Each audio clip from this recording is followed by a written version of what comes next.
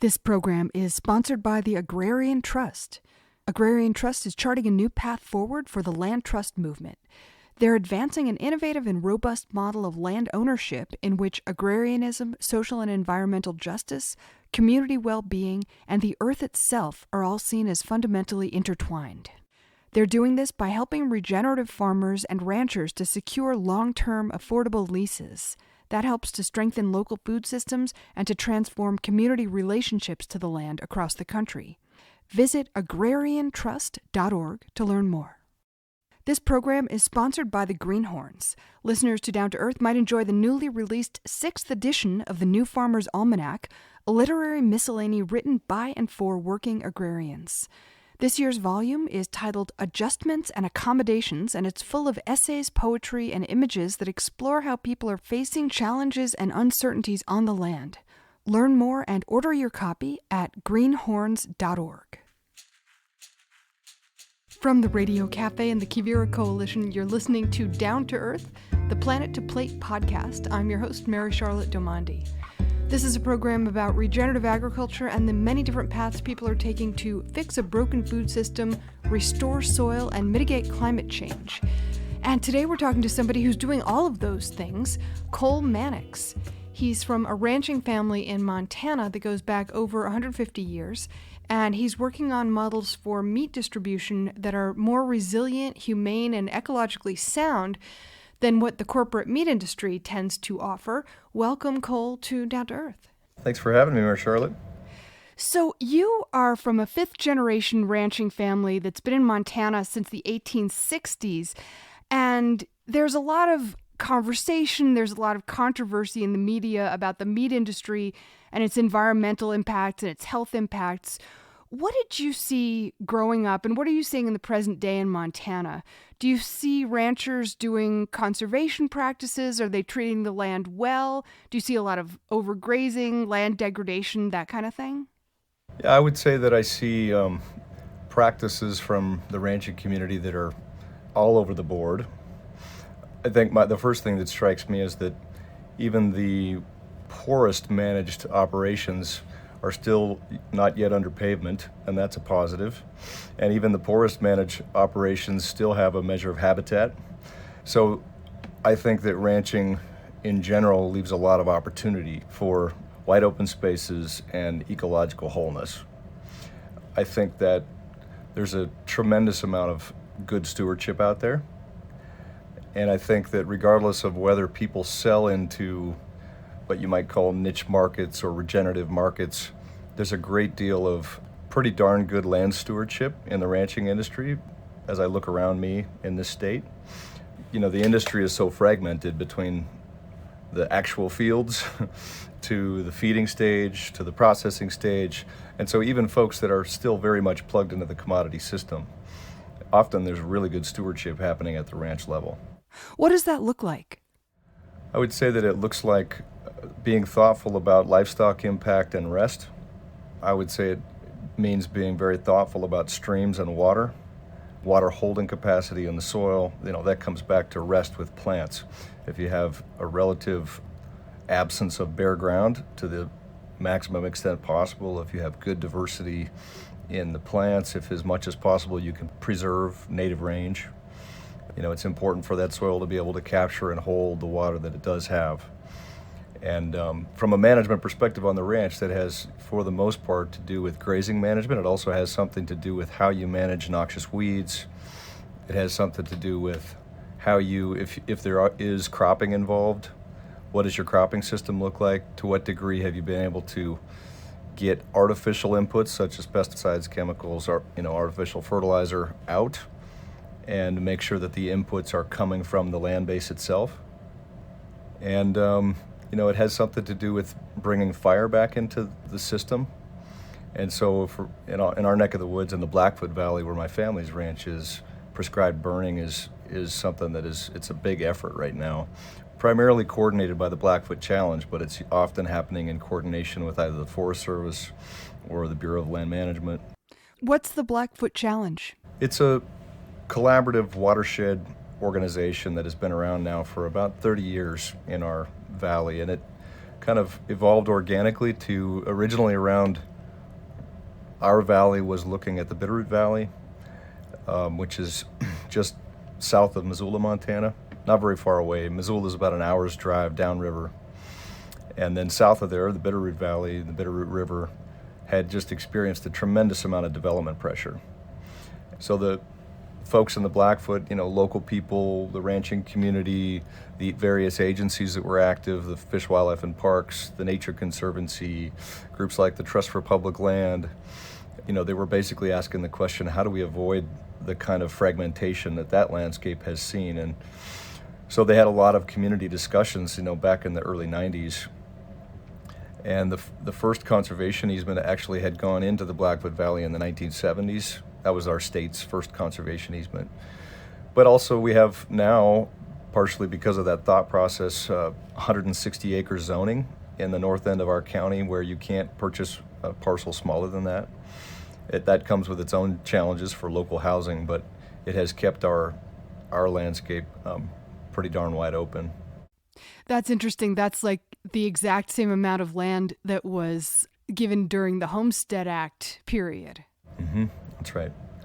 Yeah, and certainly there still is some subdivision at that 160 acre level, which is, from my perspective, not particularly desirable. But the pressures of growth have been lessened on our neck of the woods because of the combination of conservation easements and this zoning, and then also because as an entity, the Blackfoot Challenge, which is a nonprofit, has just really been a community clearinghouse for everything from how do we live with large carnivores. Grizzly bears and wolves are definitely back in force on that landscape, especially over the last 20 years. And so that questions like that, questions about, the Blackfoot River has a whole bunch of boats per hour going by individual access point. And so what does, stewardship long-term from a recreation standpoint look like on the main river? So it's a clearinghouse for a lot of kind of overlapping natural resource, wildlife, agricultural questions that the community faces. Do you feel like there's some consensus toward good stewardship? Is there a lot of kind of battles going on in meetings and things like that? I think that there is a lot of consensus around good stewardship and the fundamentals of what that looks like. From the perspective of soil health, from the perspective of leaving enough water in the main river, not just for agriculture, but for wildlife, for fish. There's a lot of emphasis on the health of the tributaries that are feeding the main Blackfoot River and those riparian areas as, fisheries. I think there's a lot of consensus that whatever people might think about the degree of presence of large carnivores on the landscape, today and where that's going, they're part of the landscape. And what can we do to minimize conflict? And what can we do to kind of, keep the agricultural base intact and at the same time kind of accommodate the changes that we're experiencing in terms of growth and people wanting to live and move there? And how do we, in a post-timber economy with a lot of the mills struggling and the timber industry not being what it used to be, which is what used to be a very big part of the valley, how do we capitalize on the recreational opportunities that there might be, trail systems, wilderness areas, that sort of thing? How is your family's ranch dealing with large carnivores, with bears and wolves and stuff like that? We participate in a carcass pickup program that the Blackfoot Challenge has organized. That just means that during calving season, there is a truck that comes around regularly to the ranches, and so any calves that die or cows that die during calving season, instead of having bone yards and bone piles on each individual ranch, they can become an attractant. The dead stock is taken off-premise and composted at a site along Highway 200, kind of the main two-lane highway running through the valley, on a site that the Department of Transportation owns. And that really it sort of just invites less trouble. There's also a program, we call it range riding, although that might call to mind like big wide open landscapes where you're herding up on public lands and you're using herd impact, you're using the grouping of animals and intensive management to essentially just limit depredation and stay out of high sensitivity areas and have the group effect of animals together in one big mass deter some predation. But in our case, it really is more about the Blackfoot Challenge and Fish, Wildlife, and Parks using telemetry to understand where wolves are in proximity to summer country, where animals are out grazing, do a lot of communication with the ranchers, helping quickly to identify if there is a kill, or if you find a dead animal, was it likely caused by a large carnivore, or was it more about the animal died and then was eaten on? There's a lot of electric fencing and various tools like that for calving yards and stack yards. Basically the range riders are a conduit for that information about how to, if you want to do electric fencing, like what's the right context and what's the infrastructure and how can you get it funded. Oftentimes there's at least cost share programs to help with those kind of investments. And so, it's that, and then it's us just learning kind of over time, where are the high density predation areas that we need to pay more intensive attention to over the course of the growing season when animals are further away from the home base. And, it is a little bit more just intensive human presence. So let's talk about the economics of the meat industry, which is something that you're involved with on a number of levels. From a rancher's perspective, what are the pressures? What are the pressures on the rancher? Like where do they come from economically? Well, the pressure comes from essentially input costs that are rising faster than the gross revenue from livestock. What kind of inputs are you talking about? So I'm talking about what it costs to raise grass hay, what diesel costs, what a swather costs. Just a few years ago, we bought a new swather. I think it was $120,000. Now the price tag is $200,000. That's a really steep jump in a few years that is not reflected. It's not paralleled by a jump in livestock prices for sure. So what it encourages across the industry is basically larger and larger operations that kind of consolidate together.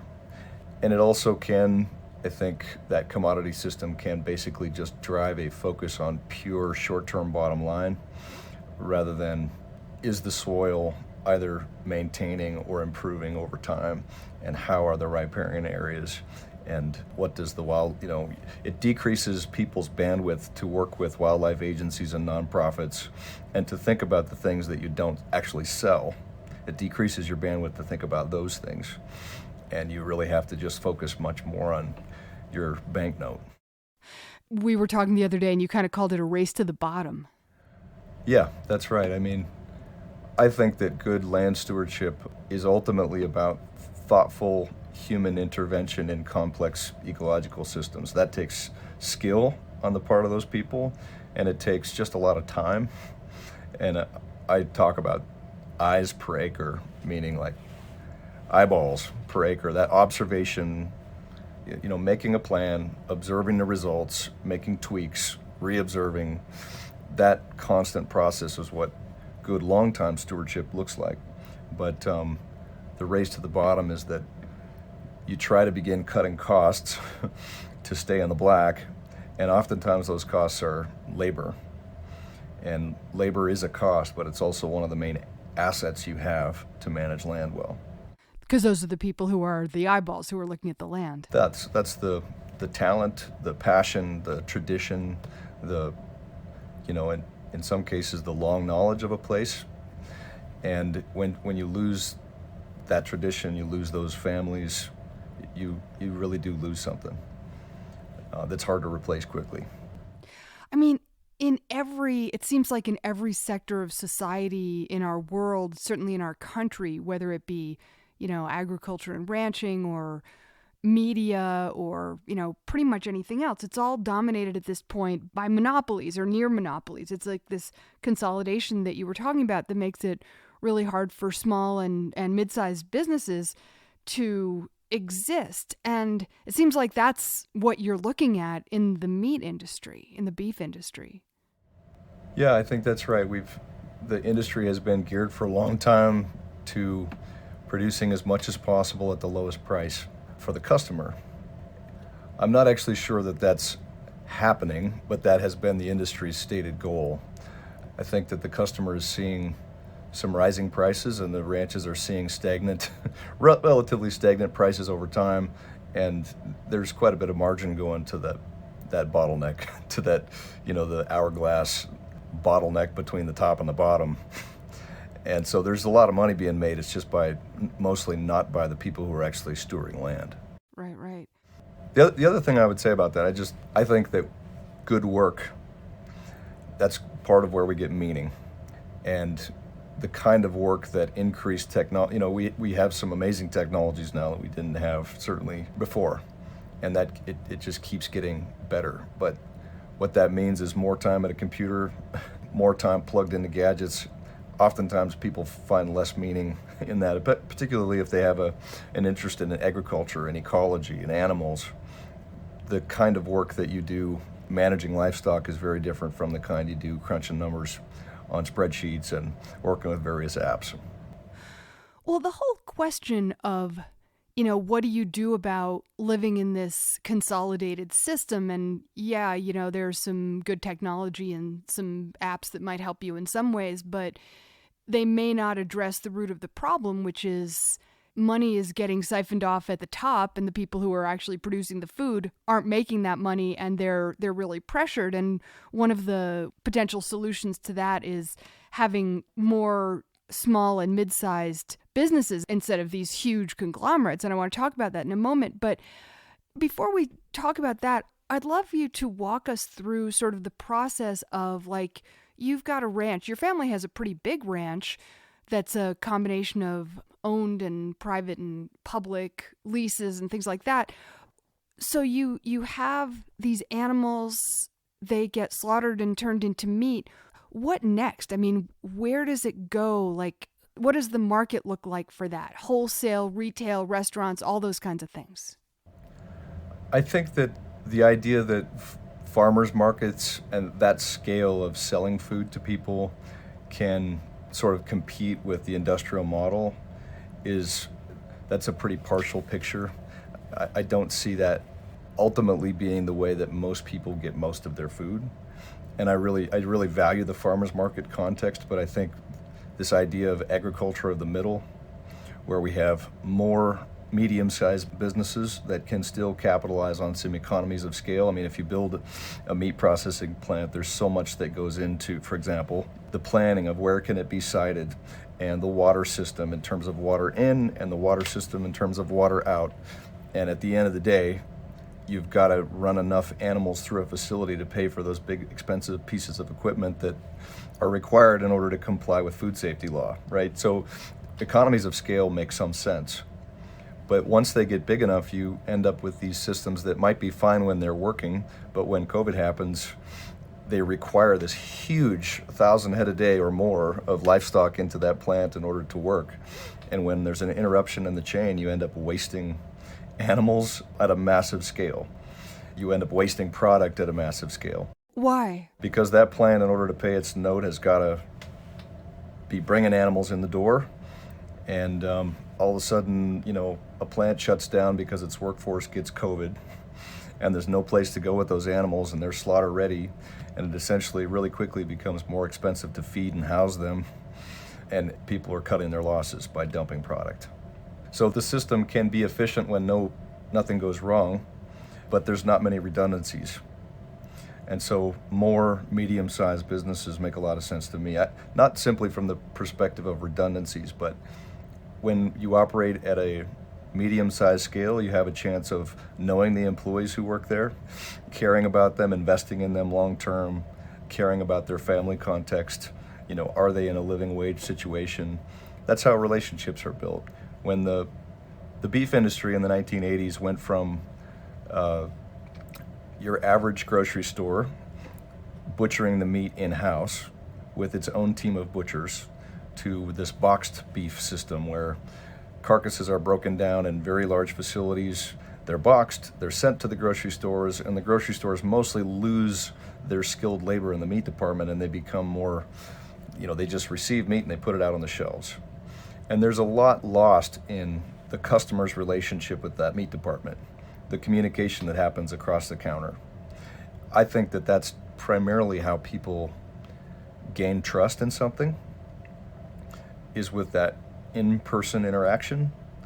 And the more we get away from that, the more we go to traceability means more blockchain. It means third-party labels. And I'm not so sure that that's actually how a better, less commoditized, more connected food system comes about. I think it's about people who know the landscapes that they really care about and want to invest in the stewardship of those landscapes because they have an idea of where to find the products of that landscape. And there's also, and I just have to say this, the whole question of efficiency seems never to include externalities like environmental impacts, health impacts, human and community impacts that have real social costs and real taxpayer costs. I think that's right. Yeah, you measure increases or decreases in efficiency based on a set of variables. And those variables have not included the human or ecological elements to date. And it's frankly just very hard to put all of those things in an equation, but they certainly have been left out thus far. And so there's nothing wrong with efficiency in itself, but it's about how many metrics are you really including. And we've not been including land stewardship or rural communities or human health or ecological health in the calculus. One of the things that I think is also really important for people to understand who aren't really involved in this industry is that when you are even a significant sized ranch or even in a ranching cooperative, and we're going to talk about cooperatives in a moment, is, you start selling wholesale, for example, to a chain supermarket or a Whole Foods or a restaurant chain or something like that, you lose your ability to set prices. They have so much more control than you have. Explain to us how that works.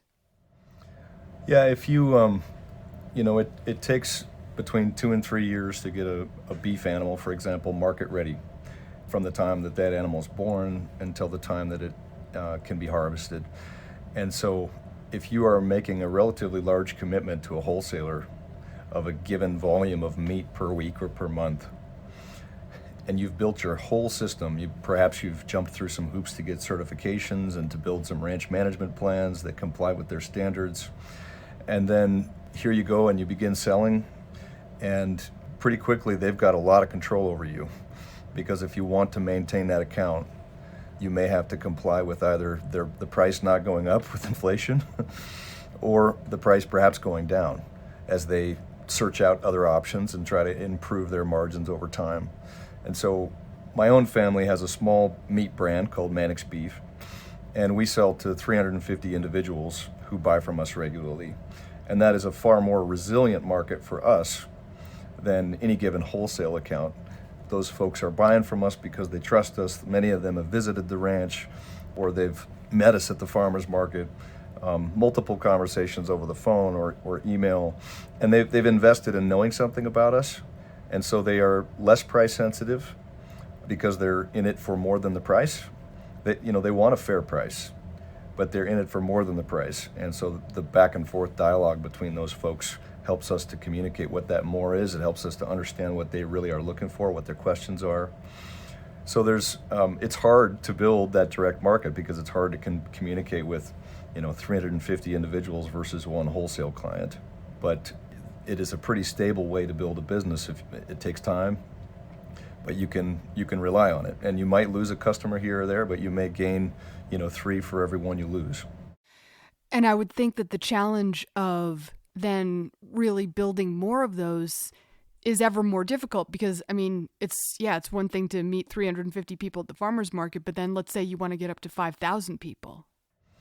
That's right. So you face all these questions about shipping is expensive, and there's a lot of packaging materials, especially with meat, that are wrapped up in that. Is home delivery viable? You ask yourself that question. In some cases, there's a brand called Walden Local in the Northeast where home delivery has been that's their model, and they've got a very dense population, geography-wise, to sell to, and to do home delivery. Because they're in the Northeast, yeah. Right. And, in our case, that's going to be much more challenging to build out. At the moment, we sort of split the difference by running the families program runs a route to a couple of different cities, to our east one weekend, and then the next weekend we go to our west. And we meet people at drop-off locations, and that's how they get their products. But still, that's another step up in terms of the effort it requires of the customer.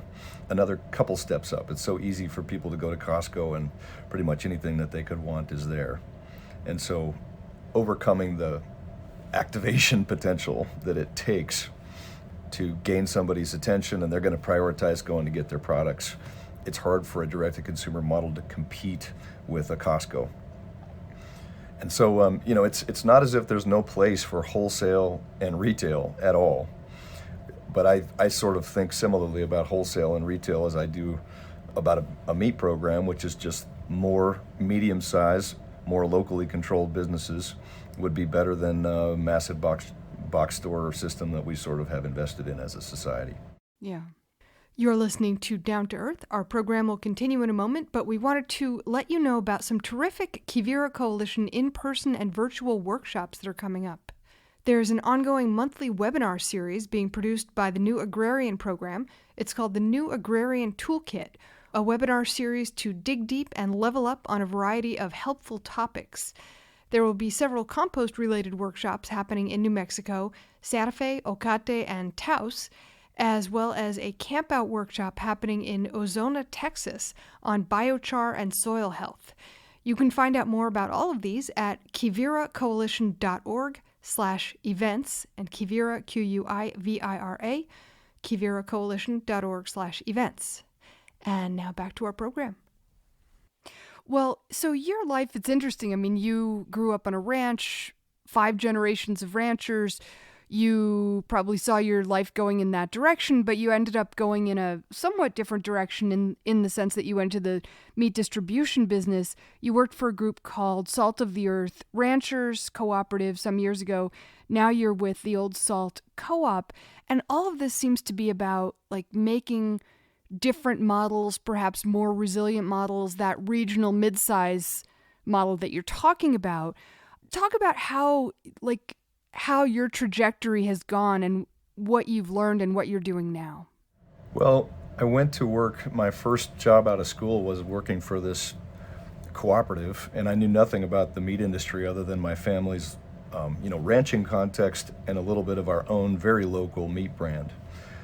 But we joined a cooperative of about 120 ranches that we had got to know those people through a holistic management network called Ranching for Profit. And it was sort of a west-wide rancher group that wanted to sell their product. They wanted to sell domestic grass-fed beef, and they wanted to get a better value for their livestock and to diversify their market options. And the idea was that we could aggregate coal cows and bulls. These are animals that have dropped out of the breeding supply chain, either because the females became open or lost a calf, or because the bulls were no longer viable. Can you just tell us what you mean by an open cow? Yeah, so an open cow is just a cow that did not breed up for that season. So basically infertile. That's right. Or just didn't get pregnant. And that's about 20% of our U.S. beef supply comes from cull animals. And so we thought this was an area we could enter into the marketplace, and we found a packer after a lot of work that was small enough to work with a small group like us, but large enough to give us some decent costs of processing and economies of scale in Greeley. And we started using that packer, and we found one large buyer that was buying semi-loads of trim, just cut up lean meat, and putting that into a product that they called the Omnivore Burger, and that was out of Kansas. And so for us, it was a way to begin at a little bit of scale, aggregate livestock, process in Greeley, and we were relying on the grass-fed claim that was gaining traction nationally at the time, and we were relying on being a domestic source of grass-fed meat because so much grass-fed meat comes from other countries. So it took us several years to begin building that out, and we finally had everything going, and in a matter of a few months it was all gone. We lost the packer because he died, the owner died, and the grinding facility in Fort Morgan had to be sold. And almost at the same time, COOL, country of origin labeling, was repealed federally, and so we were now sort of not able to distinguish a domestic product in the way that our value proposition depended on. Our main buyer lost the majority control of her company. They took a different direction with their products. And so that was definitely an example of a not resilient system. And for me, we were still processing meat that I almost never saw because it was in Greeley and I'm in Montana. And it was stored in a warehouse outside of Denver. And it didn't feel to me like local food, more intimate relationships with customers. It still depended on arm's length, third-party labels to try to say, this is different than commodity. And so when we began building Old Salt Co-op, the idea was we don't have to be a huge scale company. That's not our aspiration. And we want to build a company that ensures that the producers can control the price that they're getting for their livestock. And if the company overall is successful, that some of those profits will go back to the producers themselves. And so Old Salt Co-op ended up becoming an LLC that works like a co-op. And so the majority of our board are producers, and the minority of our board are workers, so that they have a long-term stake in the company. And then the private investment money comes from a third class of preferred interest holders. And they get their money back first, but they don't govern the company. And that was really important to us in terms of building something that producers could ultimately benefit from if it was successful and make the core decisions on, especially with not necessarily the day-to-day operation of the business, but the core decisions in terms of what will we use to measure our impact on the land over time, and what will we pay up front for our livestock. What's that kind of living wage? And the worker component was critical too, because there's so much in a meat company, but from the butchery team to the marketing team, the folks that are focused on the financials and the accounting and e-commerce, there's so much that is outside of the core expertise generally of ranchers. And so we wanted those people to have a long-term stake in the company. And so we decided, given that there are not very good custom processors, it's not that there's not good custom processors, there's not good availability of custom meat processing in the state. And so we couldn't just work with a co-packer. We decided we needed to own our own meat processing. And so we invested in a small custom exempt plant that we began just last July, about a year ago. We took ownership, we began operating it, processing 4-H animals and wild game, and getting our butchery team kind of up to speed with a traceability system and teaching ourselves what it costs us to process a given animal. And we're working that facility towards USDA inspection by the fall, when we'll be able to process meat both for our own brand, but also for other ranchers and farmers in the region who are trying to move their products to wholesale and retail and direct to consumer. So Old Salt Co-op owns the meat processing component. And then we also wanted a way to connect with customers in more than just a label. And so we started a little restaurant in Helena, kind of as a way to test the market and also as a little bit of an income stream as we're in startup phase. That was October of 2021. And so that the community showed out in force for that right away, and that's only grown. And so it gave us energy. It is an income stream that is profitable and helps us to, survive while we're right now building these facilities, and we're burning money before we get to that profitability stage. But that little enterprise is both a way to engage customers. It moves 500 pounds of ground beef a week, and test in the market. And we're also investing in another restaurant with a butcher shop inside of it. Hopefully that will launch this winter. And that will be a place where we can retail in this little community that has 40,000 people or so. And it'll again be a way to promote the brand, to get our name out there, to actually host people. And to me, those relationships are what local food is really about. We sell meat online in bundles and subscriptions and some a la carte options. And that's how we're trying to build a direct-to-consumer base. And at the moment, people in the Helena area, they can place an order. It's ready within 24 hours. They can pick it up at the processing plant. Every Friday, we deliver around town. We also do a little pop-up butcher shop with a food trailer that we have where people can come and buy meat and they get a free brat. And they get to meet us and we get to visit with them. And then we're also holding a food and music festival. And that's another way we're trying to engage, the folks in Bozeman and the folks in Missoula and the folks in Helena that care about Montana. They live here for a reason, and a lot of that reason is the outdoors and wildlife.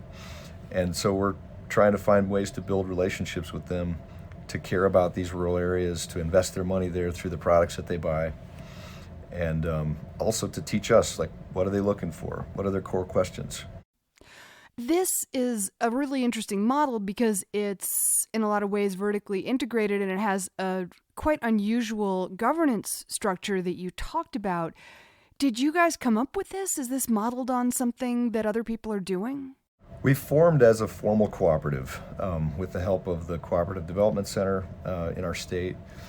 And then we learned as we went, there's, I would say, a bit of a dearth of fiscal and legal advice when it comes to cooperatives, especially multi-stakeholder cooperatives. There's a lot of cooperatives that focus on grain or cooperatives that focus on electricity.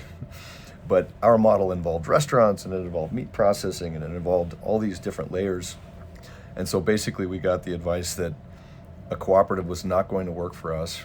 And we kind of custom designed the LLC structure that we are living in now with the help of an attorney that I've come to know over the years and really trusted that he understood our value set. And so we built this really not with other precedents in mind. It was trying to blend what we liked about a cooperative with the flexibility of an LLC. I mean, the big question that you're asking, that I'm asking, that a lot of people are asking is, we want, for reasons that have to do with preserving land and wildlife and air and water and, the world around us to be truly sustainable and regenerative, we want small and mid-size focused food system. The model that you were doing at the Old Salt Co-op is one example of that. I was wondering, how do you see, if you do, a path toward a really nationwide food system that is small and mid-size? And I mean, that would mean on some level busting up big conglomerates. Do you see that there's a path forward toward that?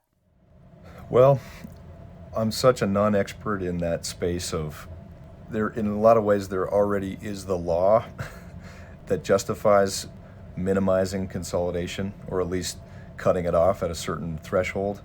And there's been a lack of political will to enforce that law, and sometimes a lack of resources for the agencies that's supposed to do this enforcing. I don't focus on the policy side as much because I just think that I've found that I'm more fulfilled and more energized by looking at the community that I know in Montana and just asking the question, how it's possible even now to build medium scale food and food processing that can survive. It's not going to make anybody wealthy if it's done right, but it's going to return enough to all the different parts of the supply chain that land stewardship can happen and can flourish. And regardless of what happens at the policy level, whether it never changes or whether we really get some powerful leadership that recognize the importance of medium scale food and agriculture, these little medium-sized businesses that find a way to make it will be critical to build upon, for other people looking for a way to do it. And if we experience some future massive shocks to the system, whether those be climate related or social upheaval, these little businesses that employ people and provide some stability, not only for the people buying food, but for the people who work in them, that's what we have to build on. So I don't know what to say about the outlook. I just have a sense for, regardless of the outlook and the forecast, what should we be spending our time and energy, or what do I want to spend my time and energy on? Yeah.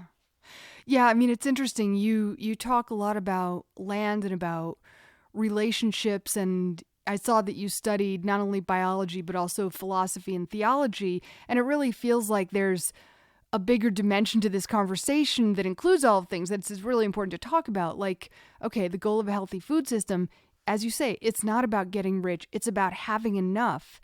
And that's a really different outlook. Talk more about that and sort of how you came to that.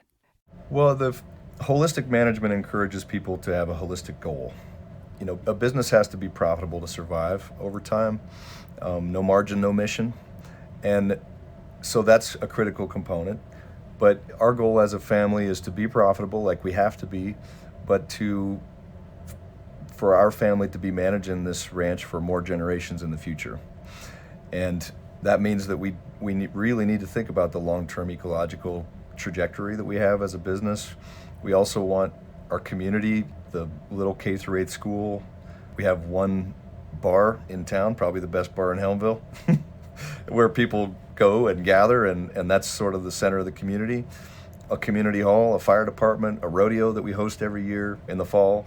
And we want to employ people in the community, and that we also want to employ family. And labor is a cost. And we could be a more profitable ranch overall by moving to a model that required less labor. But we've sort of consciously chosen that labor is both a cost and an asset.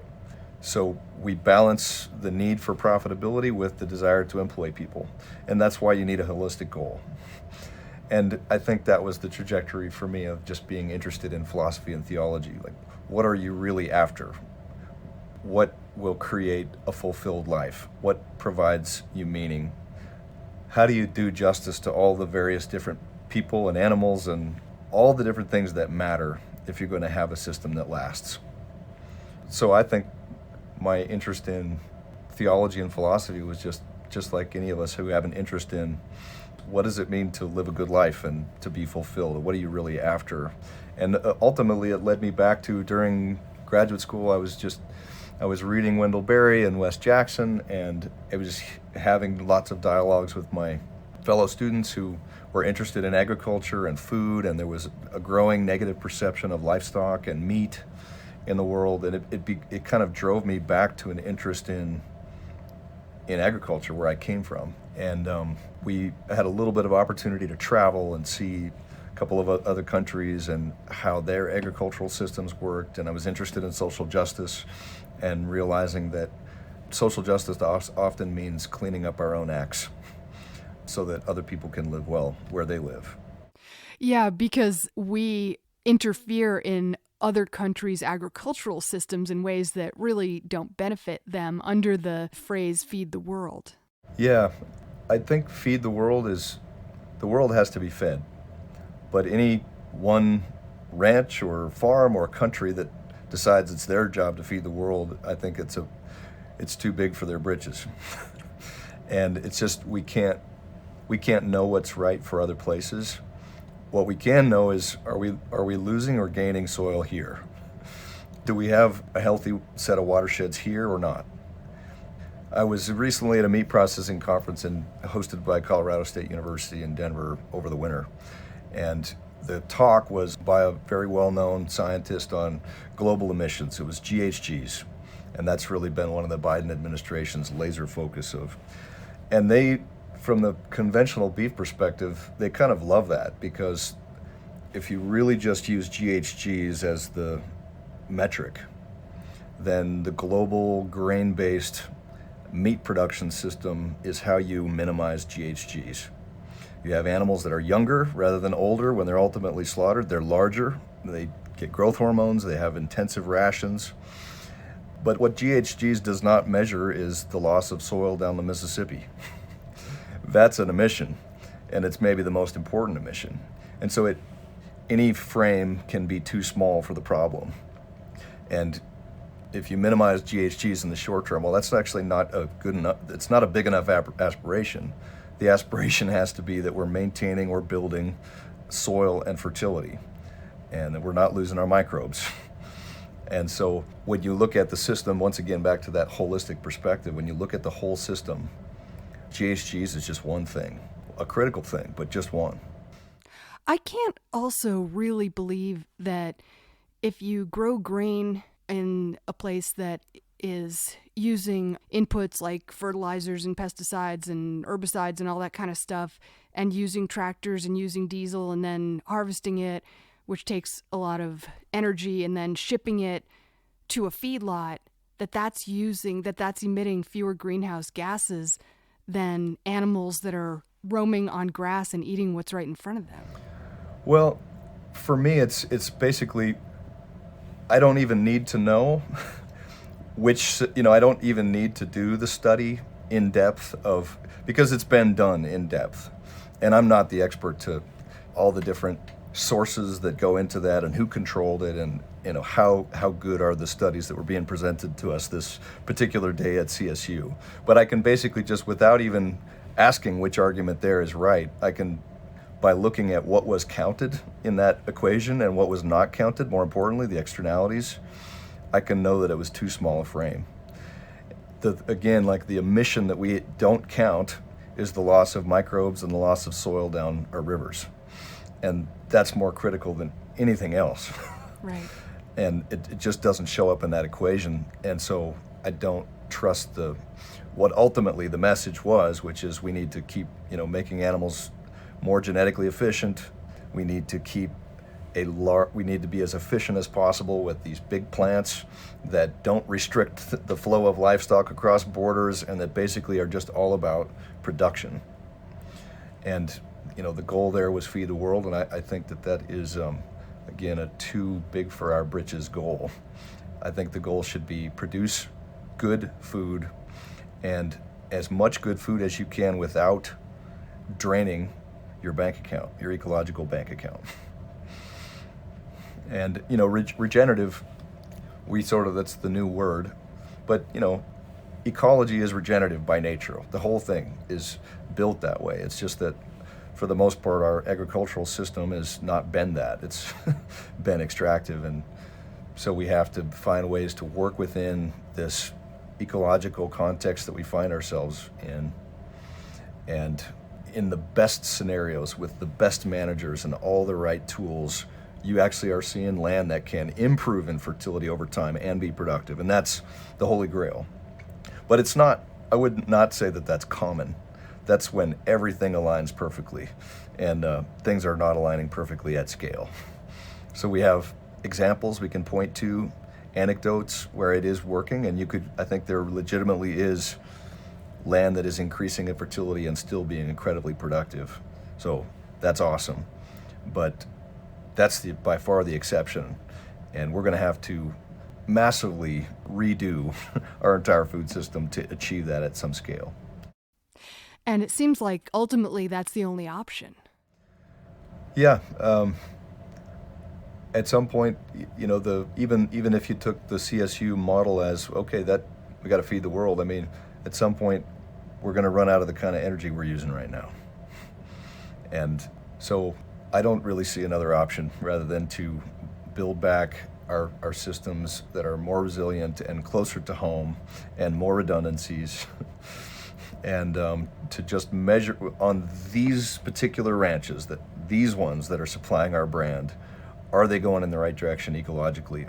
Do they have a succession plan, and do they have family that is coming in behind the folks that are aging out? And are our customers able to feed their families at a fair price? Like, those are the questions we can answer for our company. I think we have to be able to answer those, but I don't know how you answer that for the meat industry. Yeah.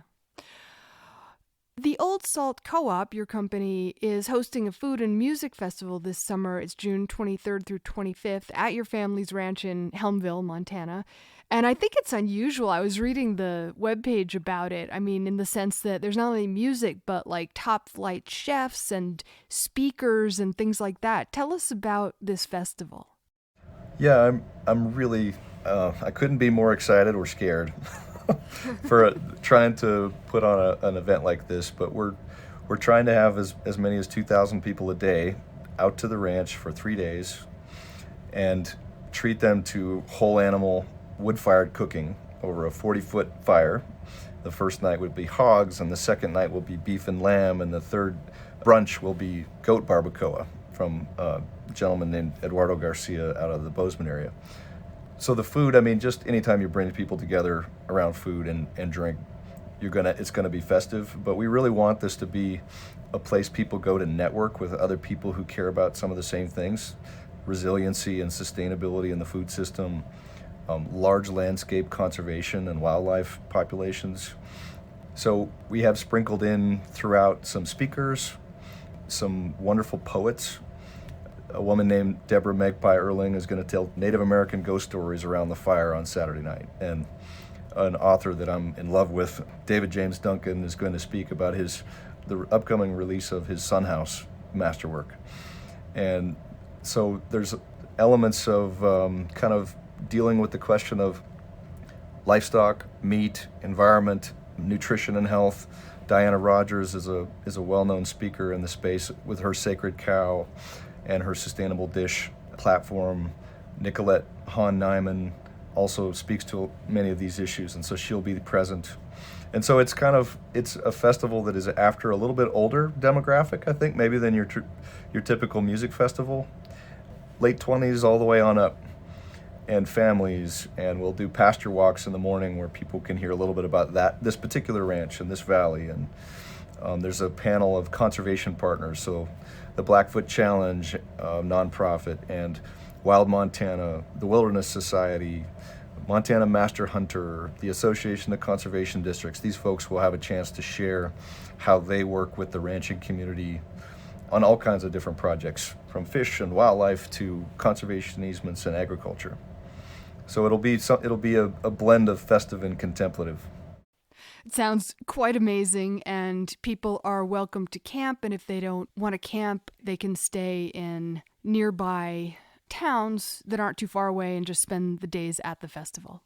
Yeah, that's kind of the unfair advantage of the Blackfoot Valley, is that it's this beautiful little rural landscape, but it's not far. It's less than an hour's drive from Helena and about an hour from Missoula. And so people can, whether it's RVs or tent camping or staying in town and making day trips out, kids under 10 are free, and the meals are included in the ticket price. And I think once people are there, there's also a general store with a bunch of amazing makers from around the region. A woman named Kate Havestad has a company called Range Revolution. She's making baggage and luggage out of regenerative leather. And there's all kinds of cool brands that are finding ways to, make a living with really cool products in their little rural communities. So those makers are coming from across the Pacific Northwest. For more information, people can go to oldsaltfestival.com. And if they want to find out more about the Old Salt Co-op, how do they do that? They go to the same place, and it's all built into the same webpage ultimately. oldsaltcoop.com is the main site. Cole Mannix, thank you so much for your time today. Thank you for having me, Mary Charlotte. It was a pleasure visiting with you. You've been listening to Down to Earth. We would love it if you would support this program, which you can do by going to patreon.com/down-to-earth-planet-to-plate, where you can sign up for as little as $3. Patreon is Patreon. And also please rate and review the podcast on Apple Podcasts or wherever you get your podcasts. The Quivira Coalition is a not-for-profit and a community network of ranchers, farmers, conservationists, scientists, educators, and many others dedicated to regenerative practices that produce healthy food, support meaningful livelihoods, sustain biodiversity, and remedy the impacts of climate change. To learn more about Quivira and how you can support their work, visit quiviracoalition.org, Quivira. And finally, this show is a production with the Radio Cafe. You can check out radiocafe.org to hear back episodes of this show and also find all kinds of other shows on a wide variety of topics as well. Thanks for listening, and we'll see you next time.